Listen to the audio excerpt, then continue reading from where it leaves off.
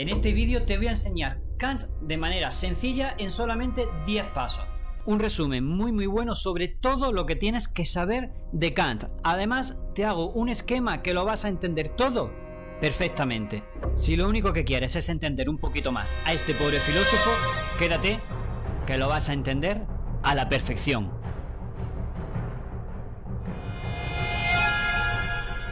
Bueno, venga, vamos al lío que Kant tiene lo suyo. Os voy a hacer un esquema. Si queréis ese esquema, al final del vídeo me lo pedís por Instagram, que os dejo el enlace en la descripción, ¿de acuerdo? Punto número 1 para entender a Kant. La filosofía es la respuesta. Hay que saber que Kant se consagró en la filosofía gracias a su interés por la física. Pero ¿qué fue para él la filosofía? Para Kant, la filosofía lo es todo, todo. Para Kant, la filosofía engloba la relación de todos los acontecimientos con los fines esenciales. Y de este modo podemos distinguir tres apartados, en la cual la respuesta es siempre la misma: la filosofía. La primera pregunta es: ¿qué puedo conocer?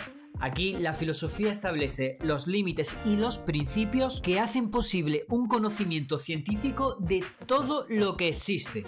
Esta primera pregunta la encontramos en la Crítica de la razón pura. La segunda pregunta es: ¿qué debo hacer? Aquí la filosofía determina los principios de las acciones del hombre y las condiciones de su libertad. Esta pregunta la vamos a poder ver en su Crítica a la razón práctica. Y tercera pregunta: ¿qué puedo esperar? A la filosofía le corresponde delinear el destino del ser humano, y esto lo podemos encontrar en su Crítica del juicio.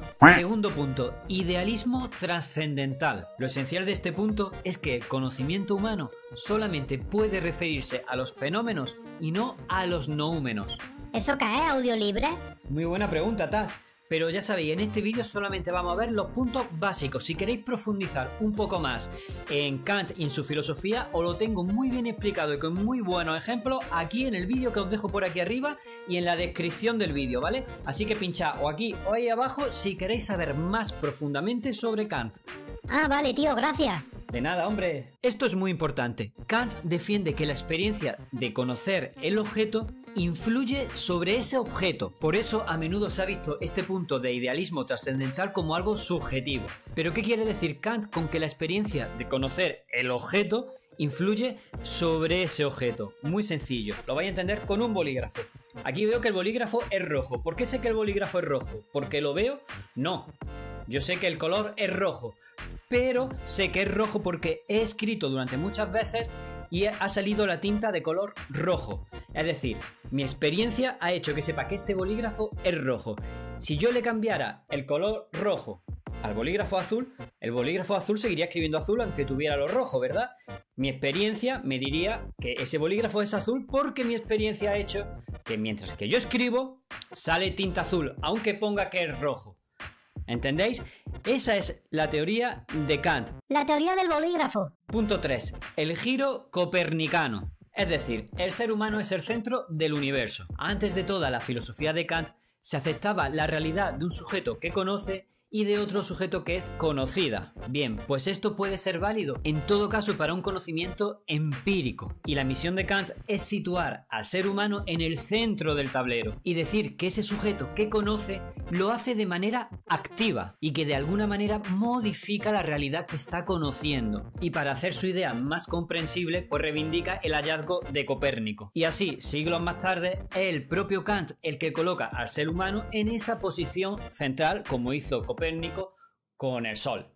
Punto 4. A priori y a posteriori.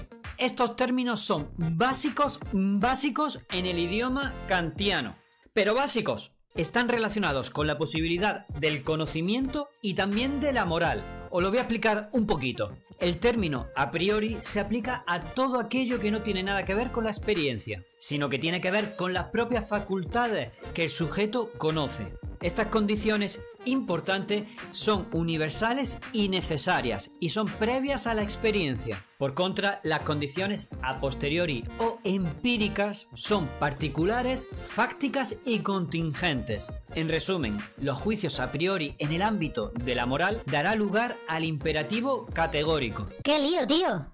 Lo sé, Taz, lo sé que es un lío todo esto, pero como os dije al principio, esto es solamente los puntos clave para entender a Kant. Si queréis profundizar más, lo vuelvo a repetir, tenéis el vídeo en la descripción y en el comentario fijado del vídeo. Así que, ¡suscríbete! Tenía que decirlo, tío, Taz, tenía que decirlo. Sí, ha hecho bien, que se suscriban, que se suscriban. Punto 5. Fenómeno contra noúmeno. La distinción entre estos dos términos es clave a la hora de entender el sistema kantiano. Vamos despacito. Con fenómeno, Kant designa el objeto del conocimiento empírico y objetivo, es decir, lo que aparece o se muestra al sujeto que conoce. Para todo aquello que conocemos sin que exista una transcripción material o sensible, Kant le denominó noúmeno. O cosa en sí. Exacto, noúmeno o cosa en sí. En definitiva, muy fácil, el noúmeno es lo que no puede ser reconocido ni por la intuición sensible ni intelectual. Muy fácil, otra vez, teoría del bolígrafo, lo vais a entender. El fenómeno es el bolígrafo, es lo que aparece, lo que se le muestra al sujeto, ¿verdad? Yo sé que esto es un bolígrafo por mi experiencia, pero yo conozco que alguien ha tenido que hacer este bolígrafo, alguien que yo no conozco, o algo que yo no conozco ha tenido que formar este bolígrafo. Es decir, el noúmeno o la cosa en sí. Es algo que yo no puedo entender, pero que está ahí. ¿Os suena algo de Dios? Bueno, pues ya que el conocimiento se limita a los fenómenos, no hay conocimiento de las cosas en sí, por lo menos a través de la razón teórica. Importante, su campo es el de la razón práctica. Solo a través de la experiencia de la moral se muestran accesibles los noúmenos. ¡Alabado sea Dios! Punto 6. La ética formal. La ética puede ser de dos tipos, material o formal, pues la ética de Kant rechaza la material. Es decir, que Kant es un tipo formal y su ética también lo es. La ética de Kant, importante, se centra en cómo debemos actuar. ¿Y cómo hemos de actuar? Os preguntaréis. Muy fácil, la respuesta es por deber. Como dice en su libro La fundamentación de la metafísica de las costumbres, una acción hecha por deber tiene su valor moral. Recordad, esto lo tenéis mejor explicado en el enlace de la descripción del vídeo. Punto 7. El imperativo categórico. Toda esa sumisión al deber de Kant que hemos hablado en el punto 6 es lo que consideramos el imperativo categórico. Este imperativo no puede ser hipotético como sucede en el caso de las éticas materiales. Como ya os he dicho, en el imperativo categórico existen distintas formulaciones que podéis encontrar en su libro Fundamento de la metafísica de las costumbres, en el que os voy a decir un par de ellas que son las más conocidas. La primera, obra solo según una máxima tal que puedas querer al mismo tiempo que se torne en una ley universal. Y 2, obra de tal modo que uses a la humanidad, tanto en tu persona como en la persona de cualquier otro, siempre como un fin y no como un medio. ¡Ea!